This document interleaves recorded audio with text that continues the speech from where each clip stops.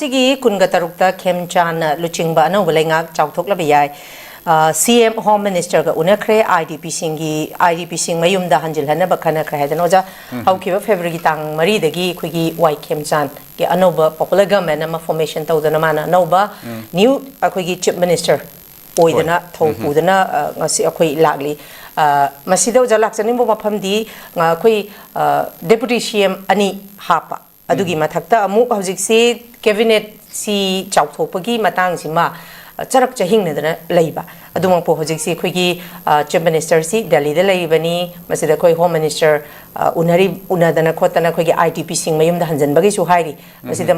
masa khaktana te khoi deputy CM ani musu yauri bani ja masida lakadori bitang kunga taruk si phawgi manung dadi khoi masigi cabinet ki formation si Shemgani, Haibagi, Pogdi Hari, the Charak Chahing than a lady. Was that Masida Deputy CM Danny Hapa Duga Cabinet Ani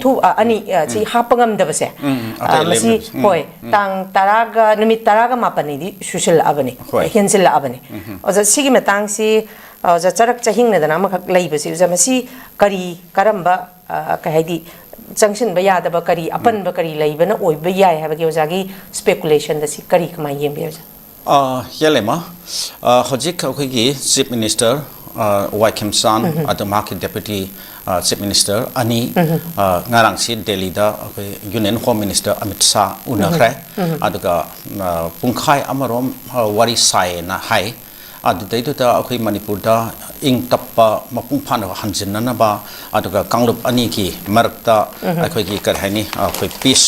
peaceful, Akwiki can say peace restored on Nanabi Waham, Adu IDP sing, Kanamasaki Mim the Hanjanaba, Aduga Akwi deployment ki Kariki, Mayamasu, Adum Kanabada, a center is site again, Akwi Pangaya Pamati Pangani and Haibaki, Tazabi, Haibaki Wakamama, Akwi press list, CMO, the Kitokana, Akwi Tenare. Adu Hojik Canada Ministry expansion si Canada Matsig Matang, the social what is Sana by Yan, Akwi Kali, Sanadana di Kasutok, Haibati Canada, Akwi Chief Minister, Market Deputy Chief Minister, Simakwi Delita, Hakatana, Saping Yabaponate, Muntigi Sapayabanate, Aduka Union Home Minister, Amakun Hack, Unagay Habimatam, the Heta Unabayabaponate. Aduna unaring itanza amuksal ing itanza sida masigi kenosu adum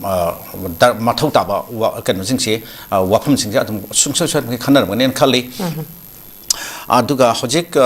pausi khara nati amuk lekhai tapagam ti haiba aduga pausi khara nati amuk tang kuntarukta wasak kenotor basak yai na haiba simui wafam si lei adu makhoi source matungina loina adum inar ko pawang tani adum oinamak akhoi sakthokpa haiba city sungsoi soidraki wafam ni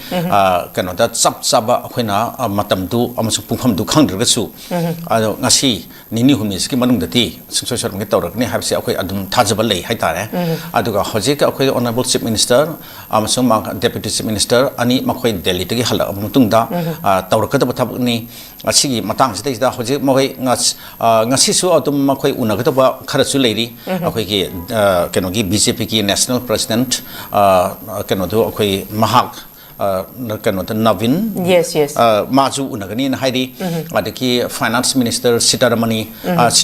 Unarkini Heidi, Asmaina Matamatang Unaraka, Akoi Toanba, diplomat Oiba, financial Edki Kariki, Mayamamas Wadi Sana, Galuina, Akungasaki Minister expansion Sisu Machi, go ahead, share, some social Pirkanian, okay, Kali, Adana, La Akamako, certain Tawani have say a Tajabale, Other Mamang the Sutawani. Ruba, Akina, Hainaramba, Akui Mayampuna, Tazana, Mumatam Kati, Hokibase, Matuki, Su, Todopa, Karahina, Todopa, Habiti, Kui Manipurista, the Todowato Tokra, Haitare. Second of that, Quiki Litan, the Su Pam, the Tokra, Aquiki Nagas and Tankulga,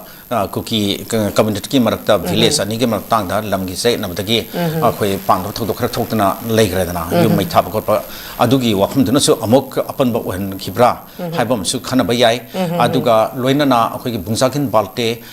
MLA, BJP MLA, Aqui Canada, Sokibudo.